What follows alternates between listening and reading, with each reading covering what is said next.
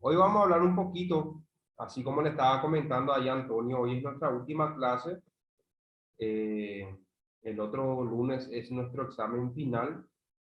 Generalmente después del examen, o sea, para el examen final suele entrar todo aquello que se dio después del examen parcial. Entonces, hasta la clase que demos hoy, que es una clase cortita, que es esta que tenemos aquí, vamos a hablar un poquito del sistema nervioso. eh, para comprender un poquito cómo, cómo uno va manifestando, ¿verdad? Las sintomatologías de aquellas lesiones que nosotros estábamos hablando sobre, por ejemplo, hombro doloroso, cervicalgia, dorsalgia, lumbalgia, epicondilitis, tendinitis de Kervine, eh, después teníamos síndrome del túnel carpiano, síndrome del desfiladero, hernia de disco. O sea, todas esas son patologías que se producen evidentemente en zonas alejadas al sistema nervioso central que vendría a ser el cerebro. Y toda esa información tiene que llegar al cerebro para que el cerebro pueda procesar esa información y por ende, ¿cómo les voy a decir? Iniciar, ¿verdad? El proceso de recuperación o de regeneración de esas lesiones. Entonces, el sistema nervioso está conformado por un sistema nervioso que se llama central y un sistema nervioso que se llama periférico. Hay un sistema nervioso central y otro sistema nervioso que se llama periférico. El sistema nervioso central está formado por el encéfalo, ¿sí? Que es las estructuras que se encuentran en el cráneo, en la cabeza, ¿sí? Y el encéfalo, a su vez, está formado por el cerebro, por el cerebelo y por un tronco que se llama tronco encefálico, que vamos a ver más adelante en la imagen. Y el sistema nervioso central también está formado por la médula espinal.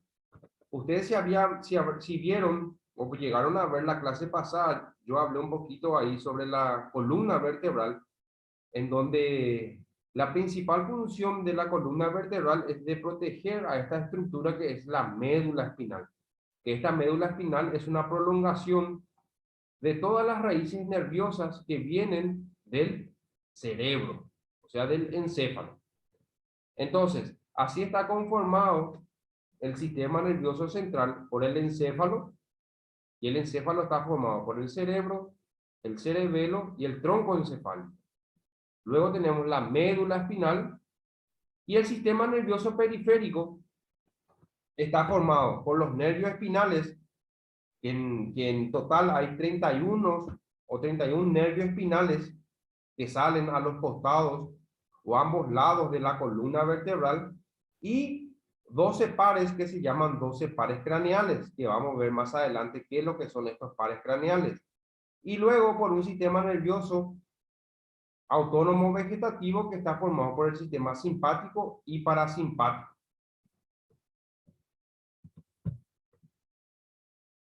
Entonces, el sistema nervioso central, que fue lo que vimos hace rato, que está formado por el encéfalo, y el encéfalo está formado por el cerebro, el cerebelo y el tronco cerebral, y también el sistema nervioso central está formado por la médula espinal. Entonces, este sistema nervioso central se encarga de generar impulsos nerviosos con una gran rapidez y recorre grandes distancias, formados por neuronas que forman parte de la unidad funcional del sistema nervioso central. O sea, nosotros tenemos aquí que el sistema nervioso central está formado por aquí, por el cerebro, ¿verdad? Con sus dos lóbulos o sus dos hemisferios, el hemisferio derecho y el hemisferio izquierdo. Está formado por el tronco encefálico, que es esto, en donde vamos a ver más adelante que aquí del tronco encefálico, a nivel del bulbo raquídeo, salen los 12 pares craneales, y en la parte posterior de la cabeza se encuentra una estructura que se llama cerebelo. Y esto que vemos aquí es la médula espinal.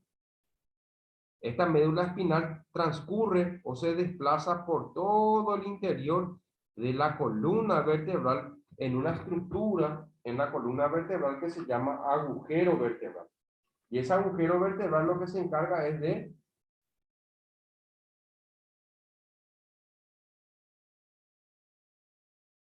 proteger a esta estructura que vemos aquí, a la médula espinal. Esto que está acá, que se llama médula espinal.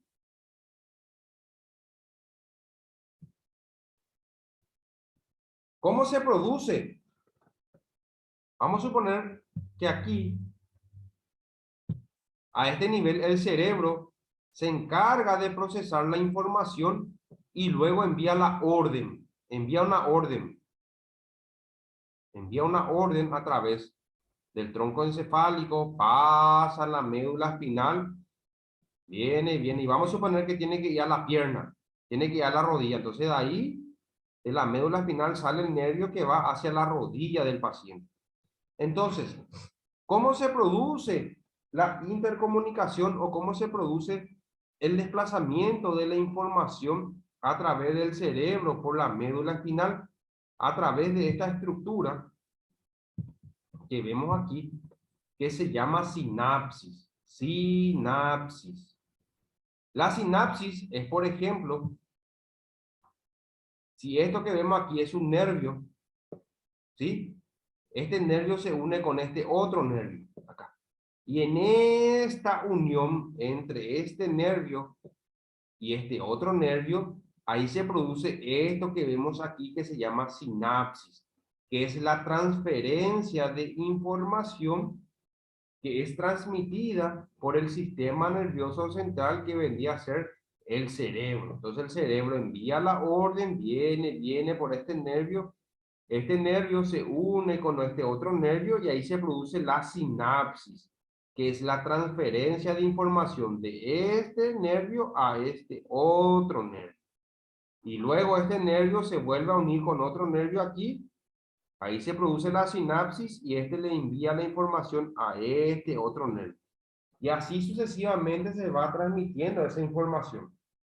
Entonces, la sinapsis se encarga o conduce el impulso nervioso solo en una dirección. Desde el terminal presináptico, que vendría a ser este nervio que está hacia arriba, se envía señales que deben ser captadas por el terminal postsináptico. O sea, el otro nervio que está aquí, el que va a recibir la información, se llama nervio postsináptico. Y este nervio, el que va a transmitir la información, se llama nervio presináptico. Y existe dos tipos de sinapsis o dos tipos de transferencia de información. Una que es eléctrica y otra que es química. La sinapsis eléctrica, ¿sí? Son zonas de contacto entre membranas plasmáticas de las células que se comunican, en las cuales se organizan en una estructura o una unión que se llama hendidura. O sea, cuando viene la información del sistema nervioso central del cerebro a través de este nervio, esa transferencia de información se produce a través de estas estructuras que vemos aquí, que se llaman hendiduras. Tiene la forma de un puente esto. Y esto se llama hendidura. Entonces, toda la información que este nervio presináptico le va a transmitir a este otro nervio que se va a llamar nervio postsináptico. Entonces, ahí se produce la transferencia de información a través de esta unión que se llama unión en hendidura. Entonces, a eso se llama transferencia o sinapsis eléctrica. Luego tenemos aquí esta sinapsis que se llama la sinapsis química. La sinapsis química, como su nombre lo dice, son a través de sustancias o neurotransmisores químicos. Acá se libera estos neurotransmisores. Por ejemplo, este neurotransmisor se llama acetilcolina y este neurotransmisor le transmite la información a este otro nervio, ¿sí? Este nervio postsináptico. Entonces, la transferencia eléctrica se produce a través de estas uniones que se llaman uniones en hendidura, y la transferencia química o la sinapsis química se produce a través de los neurotransmisores, por ejemplo, el que se encuentra aquí, que se llama acetilcolina. Entonces, la sinapsis se encarga de transmitir la información del sistema nervioso central del cerebro a todas las estructuras del cuerpo. ¿Cuáles son los dos tipos de sinapsis? La sinapsis eléctrica y la sinapsis química. En la sinapsis eléctrica se produce la transferencia de información a través de estas uniones que vemos aquí, que se llaman uniones por hendidura. Esto que está acá, tiene la forma de un puente. En cambio, la sinapsis química se produce a través de unos tres neurotransmisores que vemos aquí, que se llaman acetilcolina. Entonces, esos son los dos tipos de sinapsis, eléctrica y sinapsis química. ¿Se entendió bien, chicos? ¿Tienen alguna pregunta hasta ahí?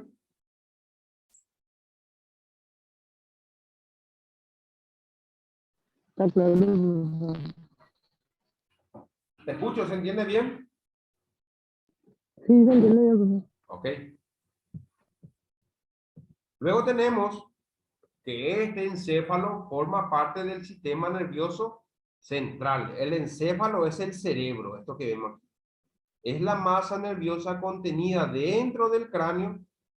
Está envuelta por unas capas que se llaman dura madre, pia madre y aracnoides.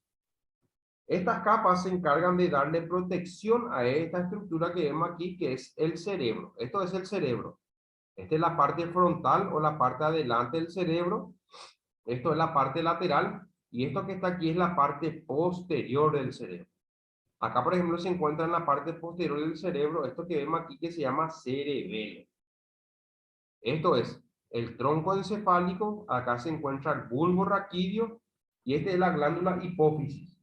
Y la hipófisis es la glándula que se encarga de producir las hormonas del crecimiento. Si uno tiene algún tumor o una alteración en esta glándula hipófisis, padece de la patología que se llama gigantismo o enanismo. Una alteración de la hipófisis. El cerebro, vemos que está aquí, es el órgano de las facultades intelectuales como la atención, memoria, inteligencia y otras cosas más. Y es el que se encarga de procesar toda la información, el cerebro, y el cerebro es lo que se encarga de transmitir la orden a las siguientes o las distintas estructuras que se encuentran, ¿sí?, alejados al cerebro. Luego tenemos el cerebelo, que es una estructura que se encuentra en la parte posterior del cerebro aquí. Es una estructura pequeña. Y este cerebelo se encarga de coordinar los movimientos que nosotros realizamos. Por ejemplo, el llevar el dedo índice a la nariz, se encarga el cerebelo. El de agarrar un vaso y llevar a la boca, se encarga el cerebelo. El de colocarse la ropa, se encarga el cerebelo. El de agarrar un lápiz, se encarga el cerebelo. El de agarrar un objeto pequeño, se encarga el cerebelo. Todo lo que es motricidad, movimiento fino y grueso y de coordinación del movimiento, eso se encarga el cerebelo. Luego tenemos el tronco encefálico, esto que está acá. Esto es el cerebelo, acá tenemos la glándula hipófisis, esto es el tronco encefálico y este es el cerebro. En este tronco encefálico se clasifica o se divide en tres estructuras: mesencéfalo, protuberancia y el bulbo raquídeo. Entre todas estas estructuras, el más importante es el bulbo raquídeo, porque aquí desde el bulbo raquídeo salen los 12 pares craneales. Esto que vemos aquí, que es otra estructura que forma parte del sistema nervioso central, se llama la médula espinal. Esto que está acá. Esto es la columna vertebral en una vista lateral o de costado, y esta es la columna vertebral en una vista posterior. Y esto que vemos aquí, estos son las vértebras. Entonces las vértebras se encargan de proteger a la médula espinal. Entonces toda la información que se procesa en el cerebro y en el cerebelo es transmitida por la médula espinal. Y aquí, de la médula espinal, salen los nervios. Sale acá, a la derecha, a la izquierda, a la derecha, a la izquierda, derecha, izquierda. Y ahí salen los nervios que se llaman, que vamos a ver más adelante, que se llaman nervios espinales. Y ellos se encargan de transmitir o llevar toda la información que es transmitida por la médula espinal, y a su vez esta médula espinal transmite la información que es transmitida por el cerebro y el cerebelo. La médula espinal, ¿sí? Esta médula espinal presenta o posee algunos neurotransmisores. Por ejemplo, unos de esos neurotransmisores se llaman o son los aminoácidos. Y estos aminoácidos, por ejemplo, el glutamato es el transmisor excitorio más importante para la entrada de sodio. El sodio es una molécula muy importante que se utiliza a nivel de la célula para producir una función de la célula que se llama despolarización celular, en donde la célula se metaboliza o en donde la célula empieza a funcionar gracias a este neurotransmisor que se llama glutamato, porque el glutamato se encarga de que se produzca la entrada de sodio en las células. Las monoaminas, por ejemplo, son neurotransmisores más lentas y estas se encuentran en la sinapsis, sobre todo en la sinapsis química. Dijimos que había dos tipos de sinapsis: la sinapsis química y la sinapsis eléctrica. Y estas monoaminas son muy utilizadas en este tipo de sinapsis que se llama sinapsis química.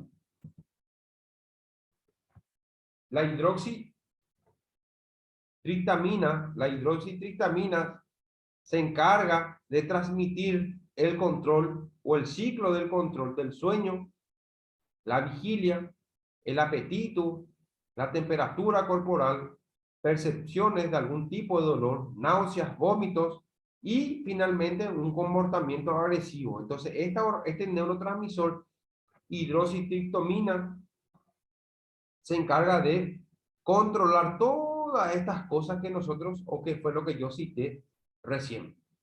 La acetilcolina es un neurotransmisor muy importante para la contracción del músculo.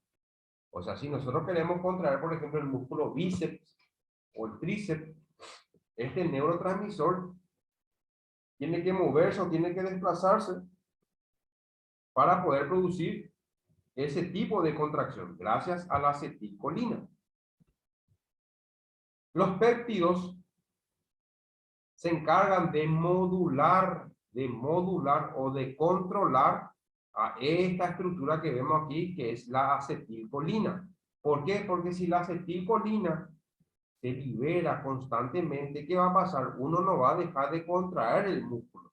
Entonces tiene que haber un neurotransmisor que se encargue de que se relaje nuevamente ese músculo. Y ese neurotransmisor es el péptido. El óxido nítrico se encarga de liberar o que se produzca un aumento en la liberación de calcio. El calcio también es muy importante, ¿sí?, para el metabolismo de la célula y también para los huesos. Óxido nítrico.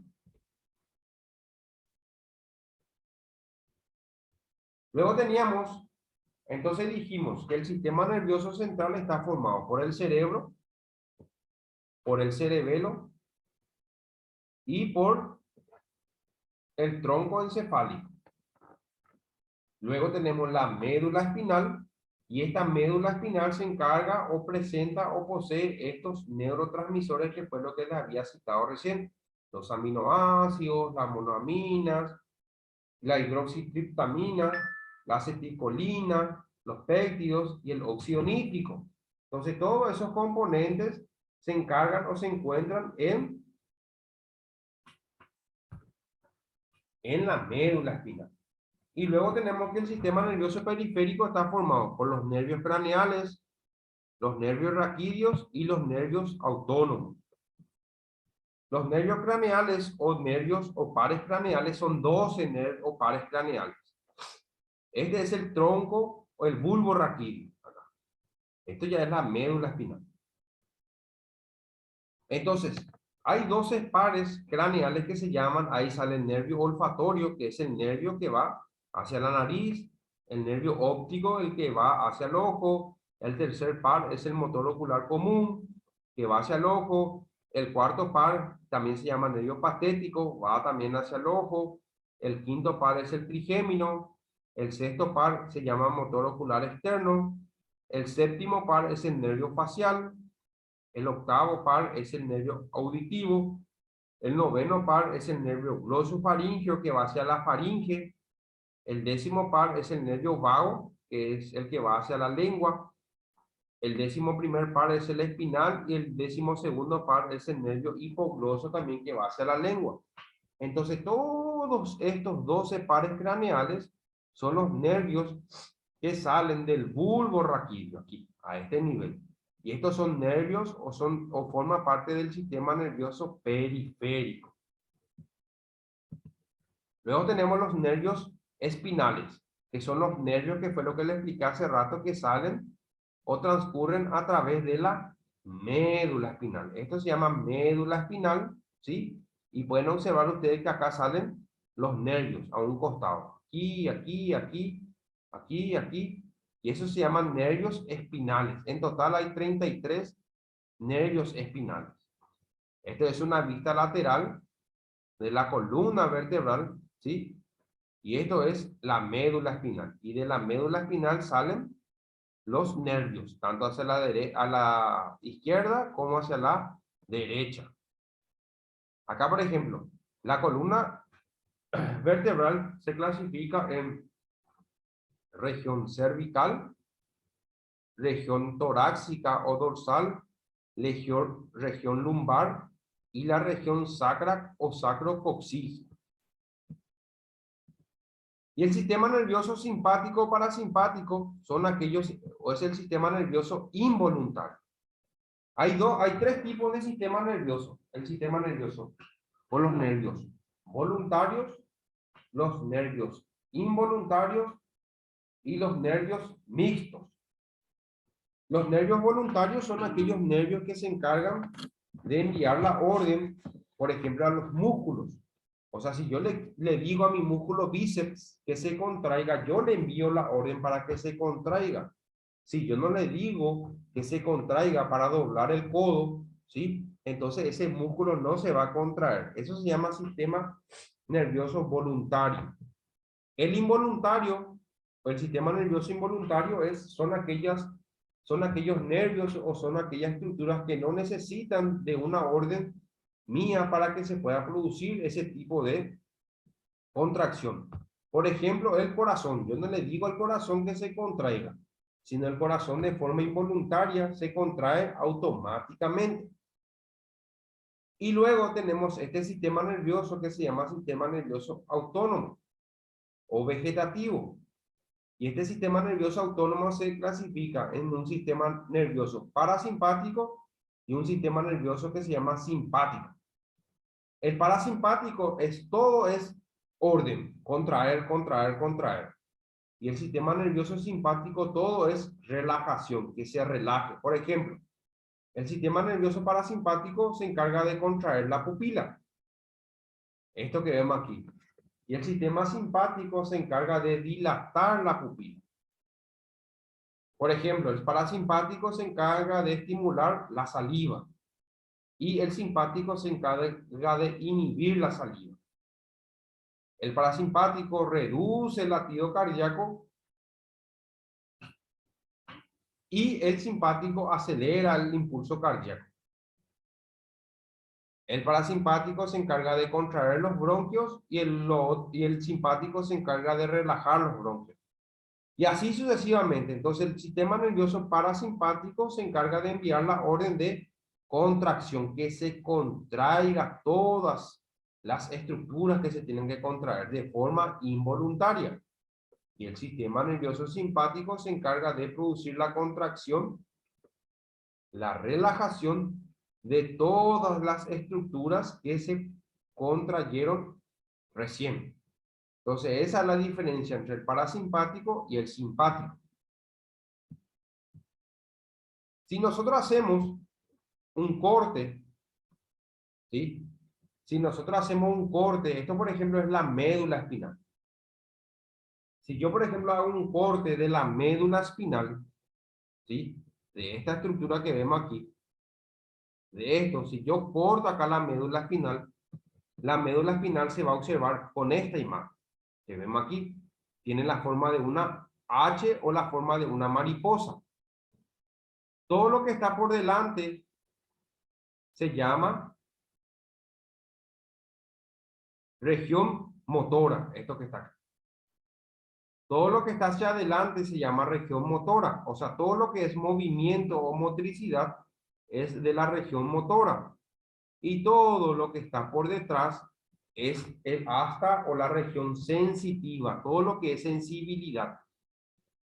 Todo lo que está hacia adelante es motricidad y todo lo que está por detrás es sensibilidad. A eso se refiere con región motora y con región sensitiva. Entonces, gracias a estas regiones, tanto motoras como sensitivas, uno puede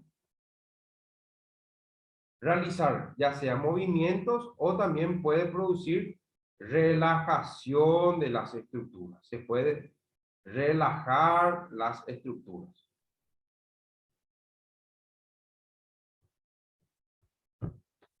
Entonces acá nosotros tenemos lo que es el sistema nervioso central y el sistema nervioso periférico.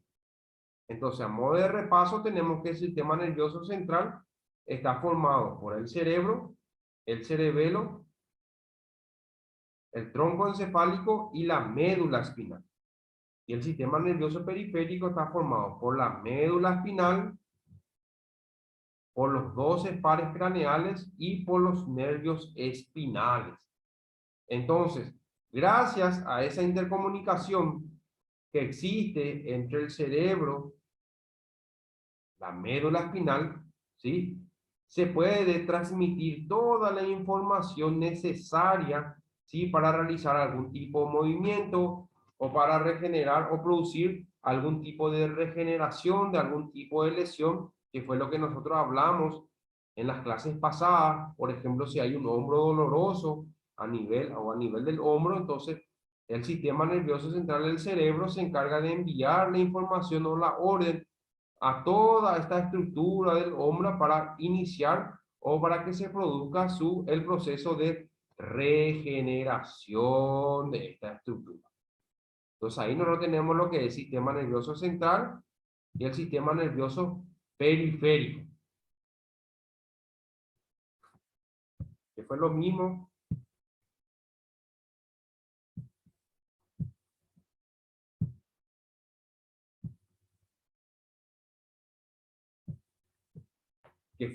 lo que yo le expliqué en la clase pasada, ¿sí? De la columna vertebral. Por ejemplo, es la columna vertebral. Acá se encuentran las vértebras. Estas son las vértebras en una vista anterior. Y esta es una vértebra o la columna vertebral en una vista lateral. Entonces aquí, en esta parte media, se encuentra la médula espinal. Acá vemos que hay 7 vértebras, las vértebras cervicales, las vértebras torácicas, las vértebras lumbares, las vértebras sacras y coxígeas. Por ejemplo, es la forma de una vértebra tipo. Y aquí en este agujero que vemos aquí, acá es donde pasa la médula espinal, en este agujero. Este agujero se llama agujero vertebral. Acá podemos observar este agujero vertebral. Y la unión entre esta vértebra con esta otra vértebra, acá salen unos agujeros o se forma un agujero que se llama agujero de conjunción. Y de acá salen los nervios espinales, que fue los 33 nervios espinales.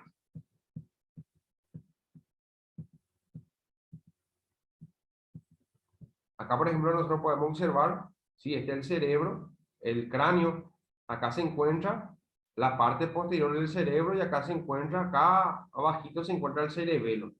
Y acá se encuentra, o acá transcurre o pasa la médula espinal. Todo esto es médula espinal. Y estas son las vértebras cervicales, aquí. podemos observar nosotros las vértebras torácicas. Estos que vemos aquí se llaman vértebras torácicas. ¿Cuál es la característica de las vértebras torácicas? Que se articulan o se unen con las costillas. Las únicas vértebras que se articulan o se unen con las costillas son las vértebras torácicas.